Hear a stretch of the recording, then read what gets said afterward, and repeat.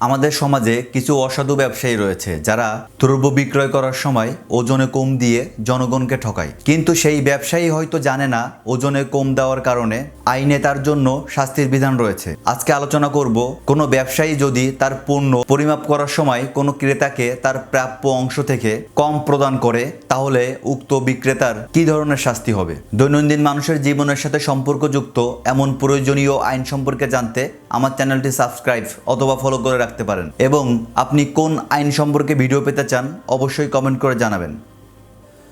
দণ্ডবিধি 1860 সালের 264 এবং 265 নং ধারায় মিথ্যা ওজন বা মাপকাঠি ব্যবহার করার শাস্তি সম্পর্কে আলোচনা করা হয়েছে। এই দুইটি ধারায় প্রায় একই ধরনের বিষয় সম্পর্কে আলোচনা করা হয়েছে।